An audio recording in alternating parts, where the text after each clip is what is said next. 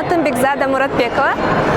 Мен сіздерге англис тілін жеңілдетіп беру үшін ушул каналды ачкам жана силердин суроолоруңарга жооп берүү үчүн.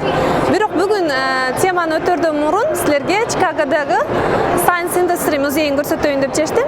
Бул музей билим музейи. Жаңы жылга карата ушундай сонун балаттыларды коздоп коюптур. Жана ичинде ар кандай бөлүктөрү бар: физика, биология, техника, бардык жагынан. Ошолордон аздан көрсөтөйүн дедим силерге. Бул балаттыларды ар бир мамлекетке жараша коздолуптур. Россия, Китай, Белоруссия жана башка бардык, Америка бардык ошол өздөрүнүн стилине жараша, тарыхына жараша, культурасына жараша. Америкадагы жаңы жылга даярдык башталды. Балаттыларды абдан коздогонду булар жакшы билишет.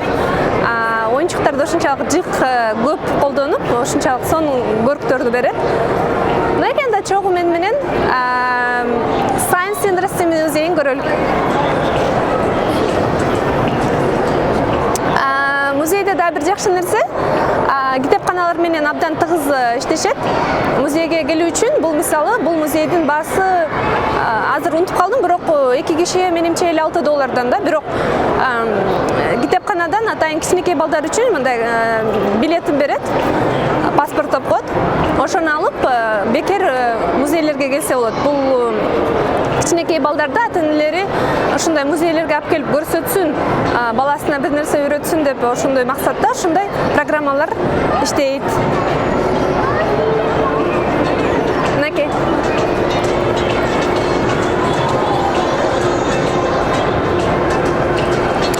Бул жагы абдан сонун. Бул жерде кантип толкун болот, кантип жаан жаайт, кантип жер титирейт, кандай ураган кандай немеде иштейт, кантип толкун болот, ошонун бардыгын кичинекей балдарга жакшы түшүндүрүп берүү үчүн ушундай зал десек болобу, бөлүмү да. Азыр ишин кирип көрөбүз. Ал эми бул жакты карасак, бул биринчи кайсыл немен эле, компанияны эле, биринчи самолетту, по-моему, Boeing. Мына ошол биринчи самолет Boeing'тин. Ар жагында дагы трейн, бул поезд, ушул техника жагы. Бул музейди көрүш үчүн негизи бир күндө аздык кылат да. Бул музейге 2 жолу келгенмин. Азыр болсо силерге көрсөтүү үчүн, баламды ойнотуш үчүн келдим. Абдан сонун жакшы музей. Бул жерге башка штаттардан да келип, атайын ушу музейди көрүш үчүн келишет.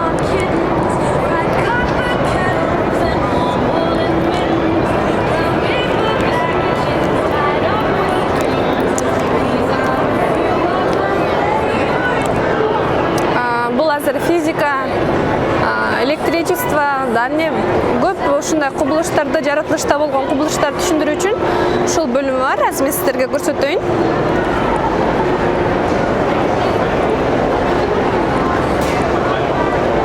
Тартылуу күчтөрү. Мынакей.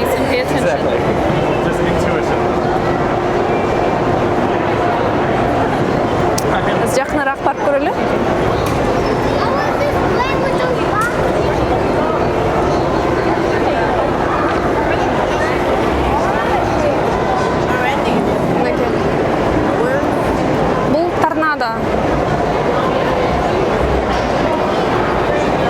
Кичинекей балдар үчүн абдан кызык болуш керек. Сабакты жөн эле китеп менен окуй бербей, көзү менен көрүп кандай болот.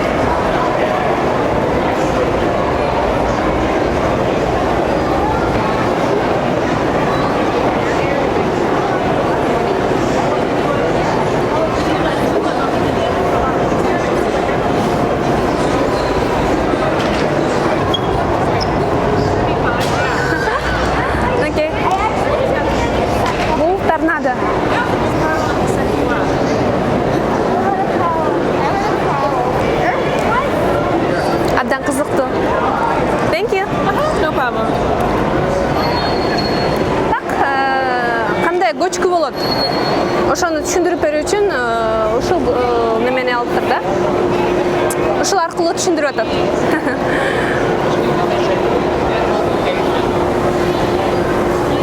Жактыбы? Жактыбы? Моушун болот, деп түшөт атат. Бул жерде толкун кандай болот ошону түшүндүрүп атат. Мынакей.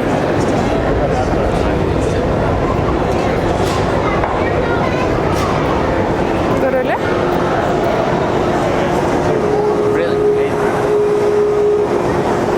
Üstünde mынакей. Waves and music.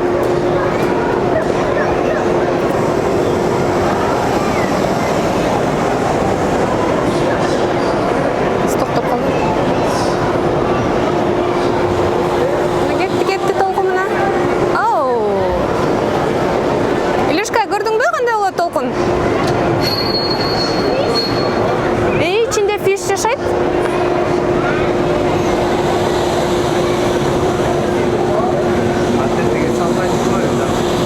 Sunlight?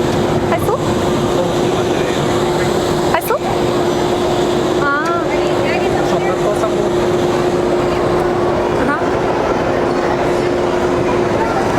Балам таң калып атат.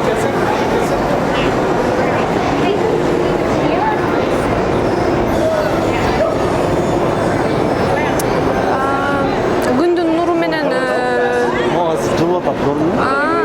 күндүн нурун ошол жактан алып атабы? Азыр жапылганда булар токтоп калат.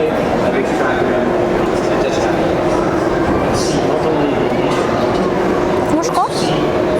Ашкысы жабылып атат, азыр кайра жүрөт. Мынакей күндүн нуру менен иштей турган машиналардын макети экен. Ортосундагы это как неме? Күндүн нурун кабыл алып батарея.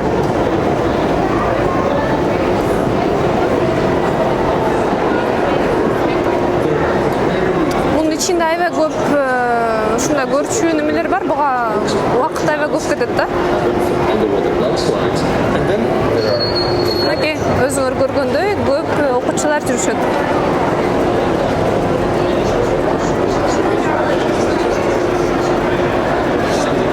String bass дейт.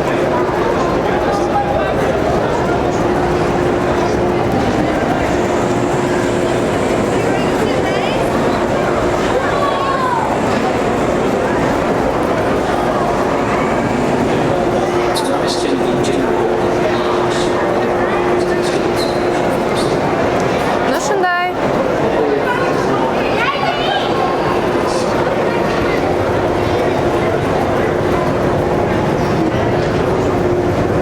Мынакей балаты жаңы жылдын жыты келе баштады. Мынакей елкаларды көрсөтөйүн, ар бир мамлекеттики өзүнчө. Францияныкы экен.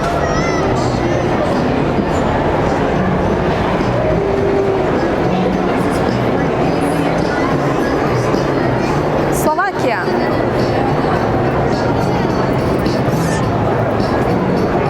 Oyuncakların жақын көрсөтөйүн. Вертолетик.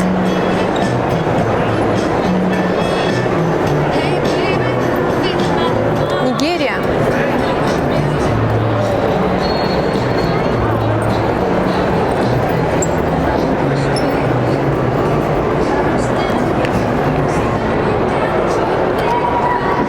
Бәлкім кейін Қырғызстандыкы да болуп калат бул жерде. Кыргызча ой немелер менен коздолу.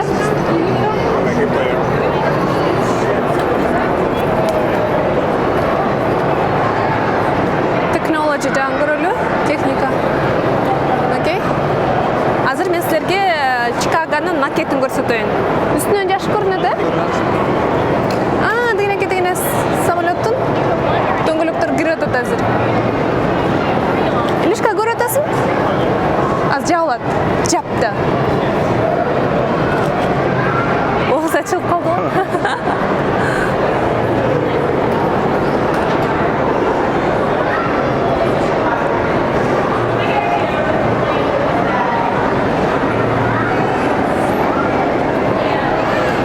Кичинекей балдарга атайын ушундай ойноп турчу нерселерди көп неме кылып коет да.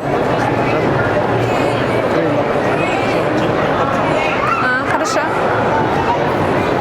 Мынакей Чикаго. Ушунчалык жакшы көрөм ушул шаарды. Мынакей. içinde жашап көрүп жүрүп, көчөлөрүндө басып макетин көргөн жакшы да. Мынакей кичинекей машиналар да.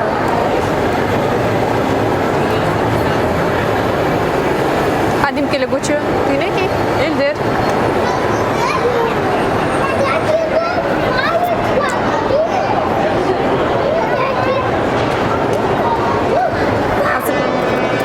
Азыр экинчи кабатында жүрөбүз.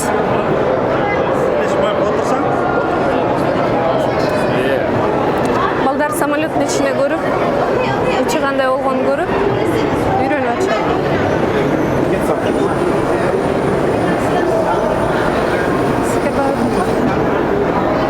Hello. Аз bizde göreli. Take one, Karen. Thank you, sir. Hello. You had 3 people in that little space? No, it actually came out a little further. There were actually 5 seats up there. There were 2 behind the captain. But this thing didn't fly more than 2 hours anyway, normally. It didn't even carry 5 hours of fuel. Here you do, just one person. 2 hours, so it's a short distance. So Айтып берип атат кандай иштеген. Yeah, no over water equipment. You couldn't go more than 50 miles. This is a 727-100. It was the first model built. It was the short one, and it carried less than 5 hours of fuel. It had no over water equipment, so you couldn't go more than 50 miles offshore. It was built as a short haul airplane. Normally 2 hours would be a good leg on it. It carried 108 passengers, 12 in first class and 96 in the back. And the reason it's not flying today is because it burnt the same amount of fuel per hour as our first 767s that we got, and those held over 100 more people than this. And when this was built in 1963, I believe jet fuel was 7 cents a gallon. This has no computers. Everything that you did in this airplane, you did by hand. Now, the autopilot would fly it at cruise, and the autopilot would fly an approach, but the autopilot would not land it.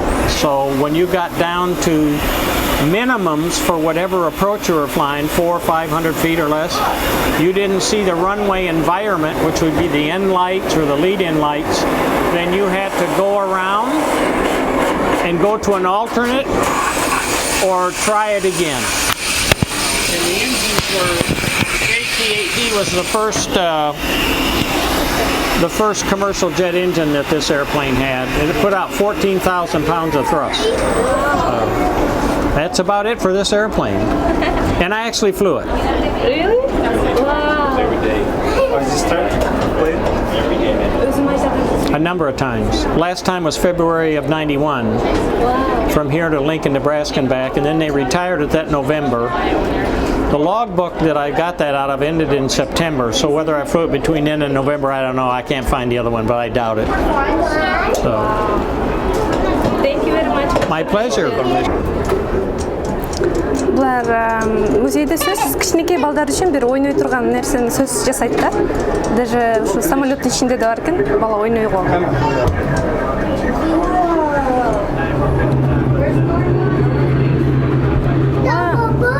Да бубу, да буюн, да бубу. Эйч, молодец. Айстамга айтпа папасы. Молодец. Молодец. Ура! Билет турбайсыңбы? Эле. Канаты деп айтабы, же эмне деп айтат? Мотору. Кандай сон, өзү учкан ушул самолетто эми өзү айтып берип атат да.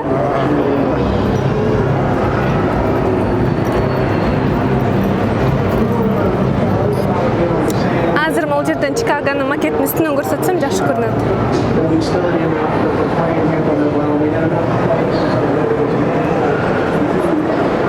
Азыр мынакей. Ушул жерден жакшы көрүнөт экен. Чикагонун макети.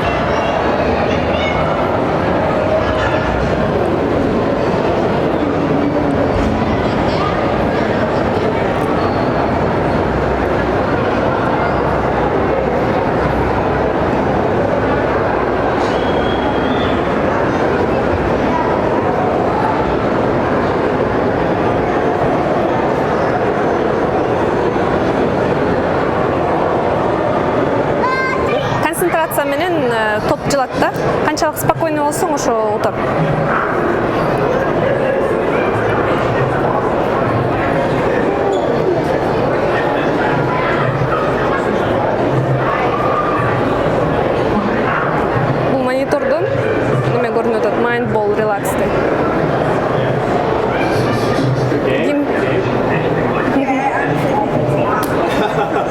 Gelemen de al.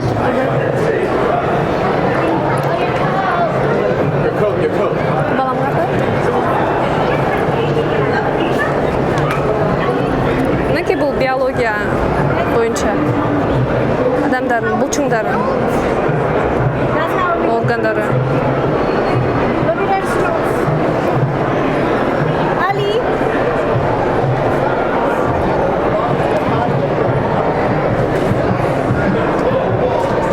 Ойнағанға бір нәрсе қызықтылы нәрселерді аябай көп орын алады да. Қарайсыңдар, бұяқта бір бала ойнап отыр. Бұяқта жүректің соққанын беші немені қармайды темірді көрсетеді. Бұл жерде жүзге шыққан кишилердин өмүрбаяны өздөрүнүн үнүнө жазылган, кантип жашаган, жашоосу кандай болгон. Телефон бул немени алсак өзүнүн үнү менен сүйлөйт. Аз микрофонго жакын кылып көрөйүн.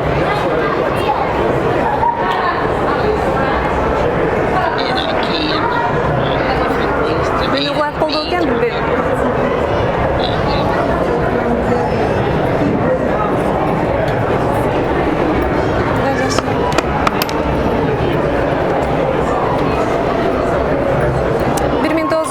Жылы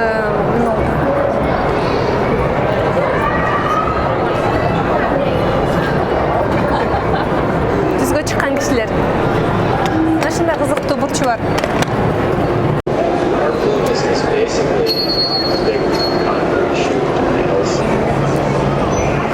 Радуганы түшүндүрүп атат. Кандай болот?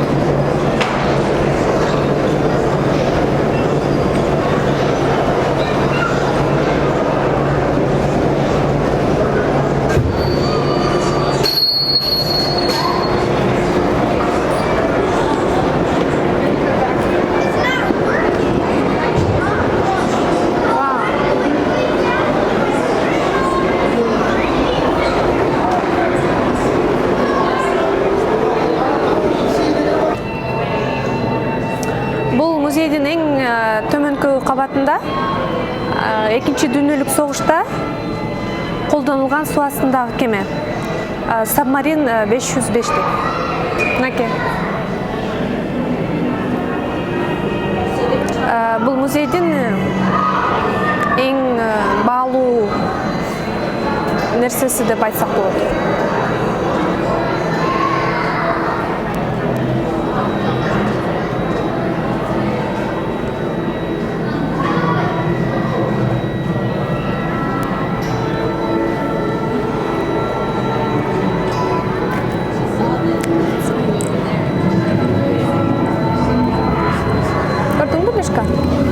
Вау, бекен?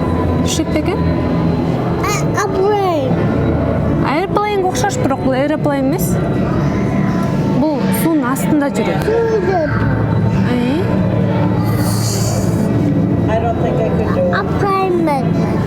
Ал airplane башка?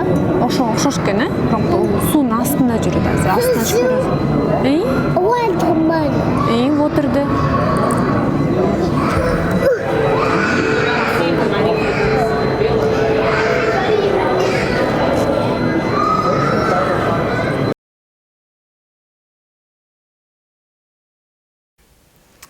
Музейди көрүп бүткөндөн кийин эми сабагыбызды уланталык. Силер берген Present Simple'ды түшүндүрүп берейин. Present Simple. Бул Present Simple учурчак.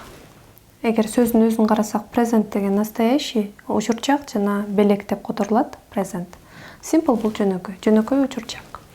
Жаңы англис тилин үйрөнүп аткандарга учурчакты, өткөнчакты, келерчактын simple-дарын, жөнөкөйлөрүн үйрөнүп алса, ошол абдан жетиштүү эле болот да.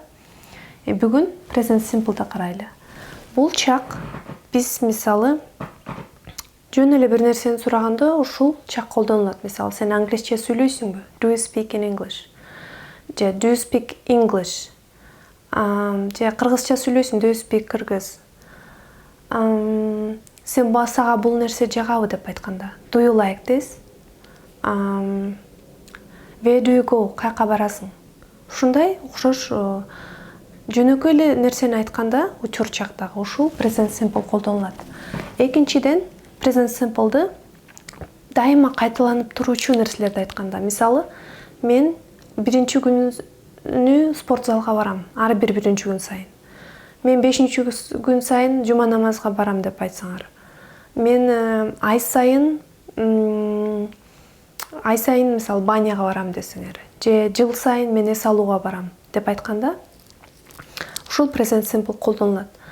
Эгерде күнүнө, ар бир биринчи күнү, ар бир айда, ар бир жылы, ар бир 5-нчи күнү ушунда кайталануучу процессти айтсаңар, анда демек бул present simple колдонулат.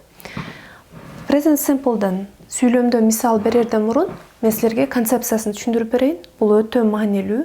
Эгерде концепциясын түшүнсөңөр, калганы жеңил эле болот. Анткени бул формула сыяктуу эле. Ордуна зат атошту, андан кийин этишти, андан кийин калган сөздөрдү коюп кете бересиңер.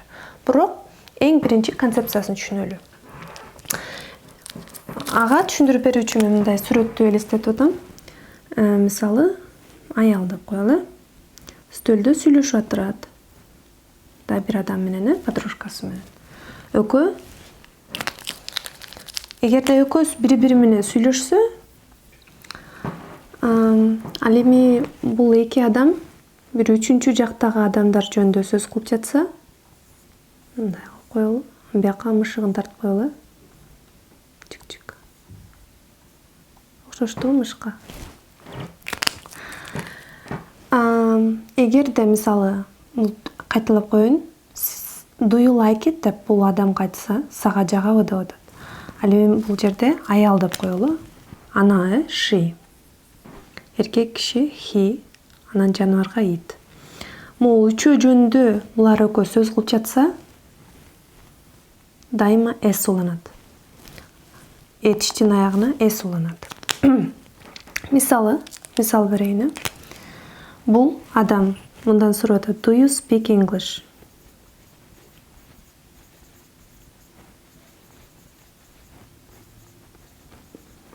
Сен англисче сүйлөйсүңбү деп. Ал эми айталык, сенин эжең сүйлөйбү англисче деп айтса, сөз бул жөндө болот да, үчүнчү жакта. Анда does you болот. Does your sister speak English?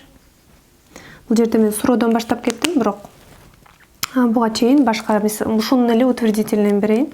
Эгерде мен англисче сүйлөйм деп айтсам, I speak English болот. Эгерде бул менин эжем англисче сүйлөйт деп айтсак, my sister speak, бул этиш. Анан эмне болот? Эмне уланат бул жерге? S уланат. Чоң кылып жазып коеюн.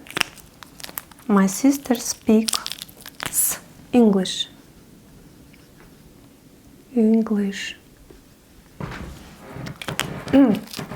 Бул жерде карайлык. Бул he'ни айтып атса, my sister speak English. Анткени бул үчүнчү жакка дайыма s уланат. Ошону жаттап алышыбыз керек да. Мисалы мен дагы айтып атсам, бул адам жөнүндө, мисалы мен дос болсо, my friend speaks English болот. Анткени дос аял же эркек, экөөнүн бирөөсү. Эгерде he болсо деле s уланат, she болсо деле s уланат, it болсо деле s уланат. Билбегендерге she бул ана деген сөз, he он, it бул дайыма жаныбарларга айтылат да. Мисалы эң жөнөкөй эле да. Демек, биз жөн эле учурчакта сүйлөгөндө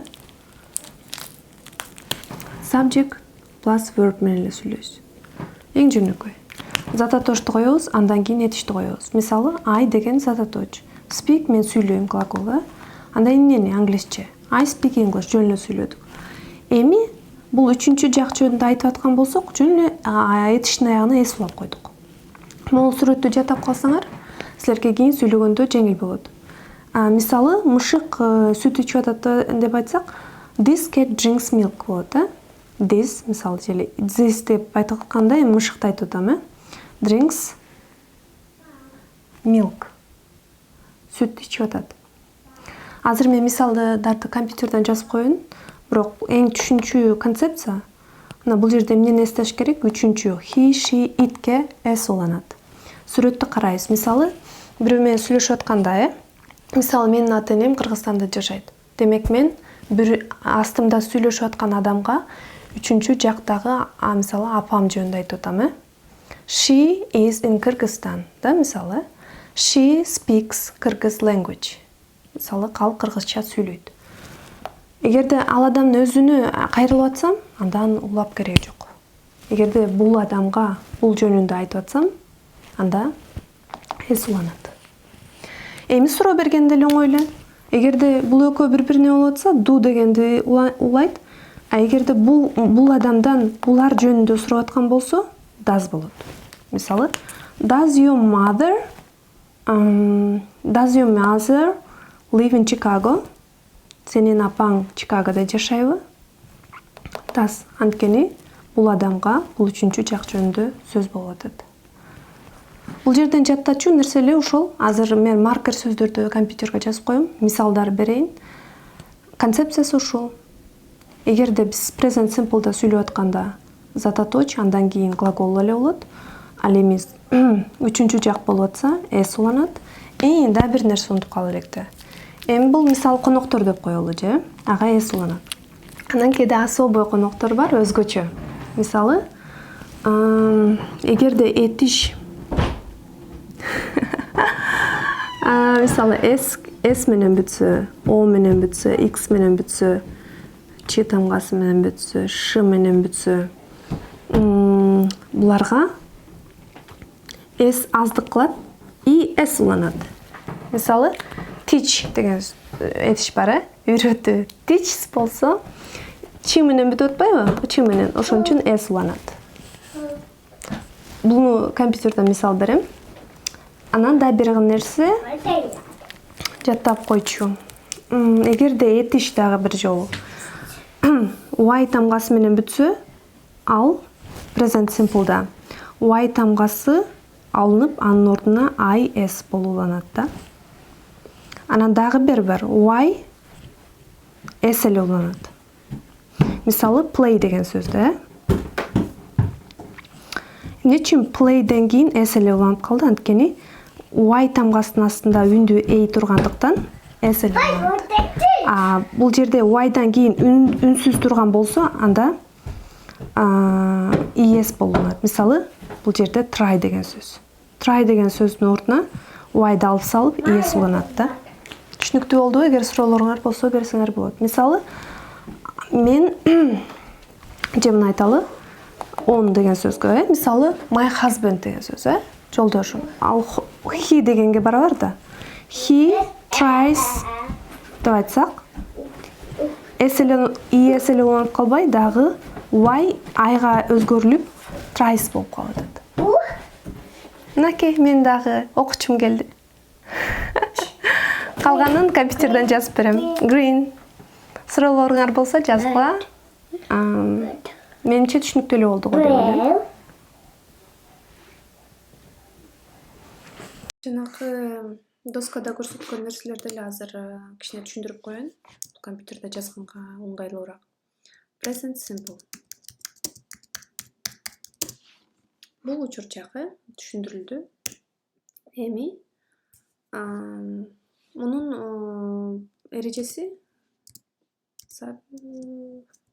subject plus verb.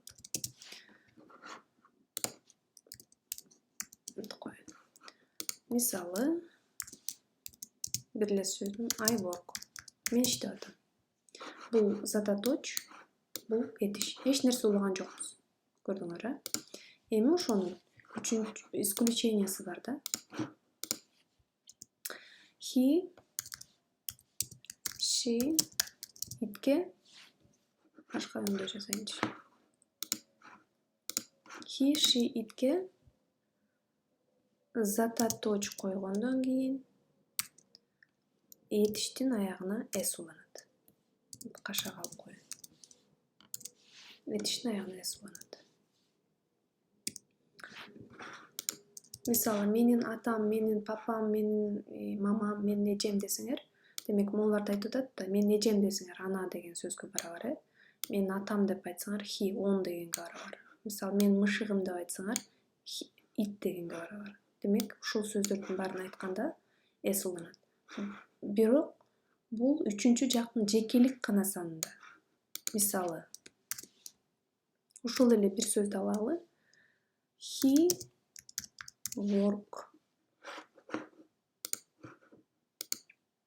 works болот. She башкаларын менен жазып коелу. He works. She works. It works. Визуально мен көргөндө жакшыраак эстеп калам, ошон үчүн ушундай берем. He works, she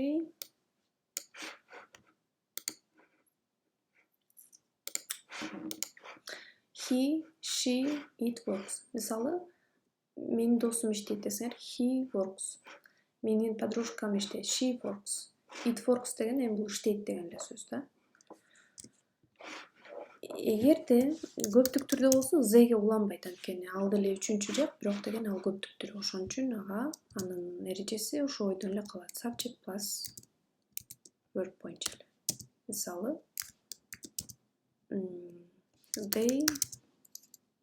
they work боюнча эле калат. Бул түшүнүктүү, Эми маркер сөздөр дегенге жанагы ошол present simple'ды көрсөтүүчү сөздөр, мисалы everyday деген сөз. Everyday. Күндө. Every month, мисалы, ар бир айда, ар бир жумада, each year, ар бир жылы. Every hour, ар бир саат сайын. Дегенде, ушул да эмне деген сөз бар? Often деген сөз бар.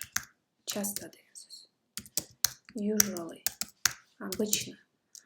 Often, usually. Sometimes деген бар. Кээде деген сөздөр. Ушул сөздөр колдонулганда, демек бул present simple дегенге сигнал берет да. Эми суроо бергенин карайлы. Кандай суроо берилет present simple'да? Суроо бергенде do астына коюлат. Жанагындай эле, анан эле plus subject, do you, мисалы, анан глагол. Мисалы, ушуга эле do you work, сен иштейсиңби деп do'ну койдук, андан кийин задаточ, андан кийин этиш. Ал эми үчүнчү жана he, she, itке кандай берилет дегенде аларга does коюлат. Does plus subject plus verb. Мисалы, сенин эжең иштейби деп айтсак, does your sister work. Бул жерде эске алгыла, суроо берип атканда глаголго этиштен кийин с уланбайт. Суроо берип атканда. Жөн утвердительный менен болгондо, жөн сүйлөм болгондо с уланат. А башынан does. Бул жерде эгерде азыр she'ге, мисалы, sister деген сөз ана дегенге барабар да. Ошону карадык. Эми он деген сөздү карап көрөлү. Does he work? Ал иштейби? Does it work? Иштейт бекен деп айтсак, does it work? Бир нерсе, мисалы, компьютер же жансыз нерсе иштейт бекен десек, does it work? Болду, болгон эле эрежеси ушул. Башка менен кылып коеюн.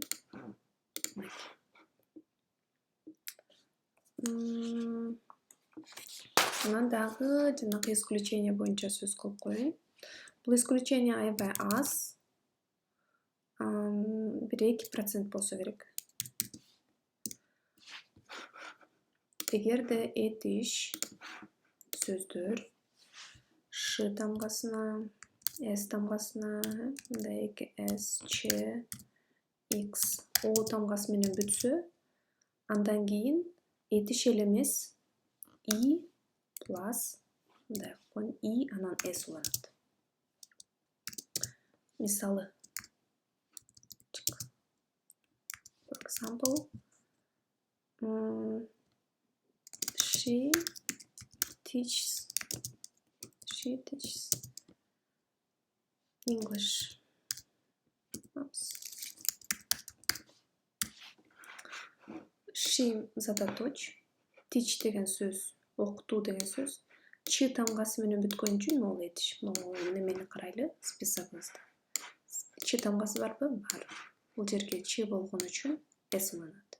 Алардан көп эмес, бул өтө сейрек кездешет, бирок ушундай да. И s уланат.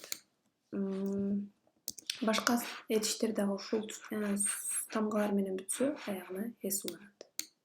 Кайсыл учурда? Эгерде he, she, it болсо, калган учурда уланбайт. Мисалы, мен жазсам, бул жерге мен окутам англис тилин деп айтсам, анда уланбайт. Мисалы, I teach English эле окуат. Анткени бул мен өзүмдүн биринчи жакта сүйлөп атам, ошон үчүн буга уланбайт. Биякта she турган үчүн үчүнчү жак жекелиги, анан этиш ушул тамгаларга бүтүп аткан үчүн es уланат. Азыр башында оор кийинчерээк муну ойлобой деле каласыңар, кандай автоматтык түрдө эле сүйлөп каласыңар. Бул эрежелерди башында үйрөнүп атканда эле керек, андан кийин көп деле унутуп эле каласыңар. Автоматтык түрдө эле сүйлөп. Дагы эгерде этиштер y тамгасы менен бүтсө, мисалы карайлы. Study деген сөз, мисалы окуйм деген сөз. Study. Study мисалы. She study болот. She study. She study болобу же she studies болобу? Бул жерде she studies болот. Анткени кашанчтын жазып коеюн. Study деген сөздөгө чейин үнсүз болгондуктан y айга өзгөрүп es болуп калат. Булардан өтө аз, жөнүндө жаттап коюшуңуз керек да.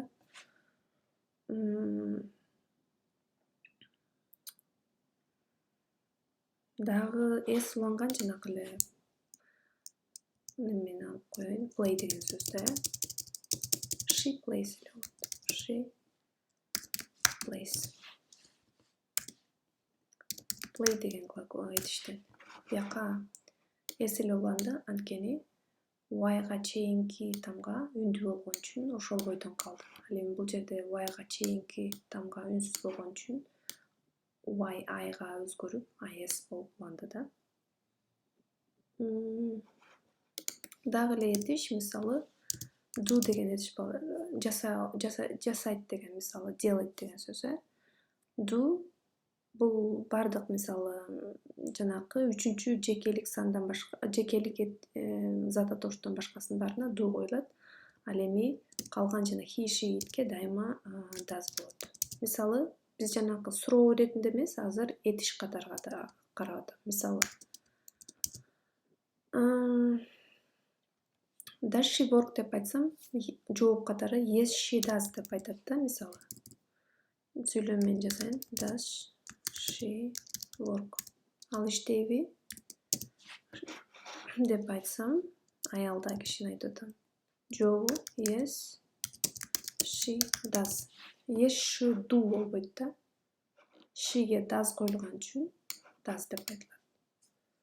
Ушул жерди жаттап коюш керек. Анан go деген сөздү дагы.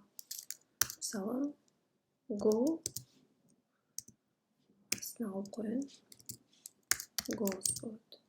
For example, мисалы, she goes to school. Ал мектепке барат. Ана деген сөздү алып атам да. She goes. Бул исключение жаттап коюш керек. Эгерде мен мектепке барам деп айтсам, I go to school бойдон эле калат. He, she, itке goes. He, she, itке does. Менче бүгүнкүгө болду. Эң жөнөкөй сүйлөмдөрдү алдым, бардыгына түшүнүш үчүн, түшүнүктүү болуш үчүн. Жыйынтыктап кетсем,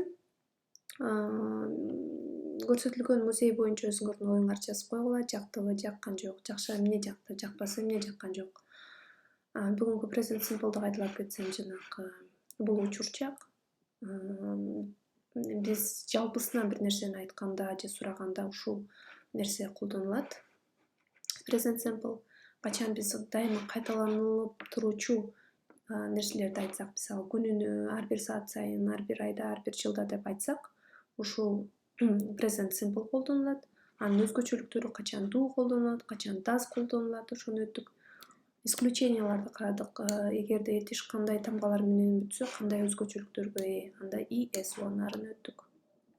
Анан why тамгасы менен бүткөн этиштерди карадык. Качан кээде es уанары, качан es болуп өзгөрүлөрү.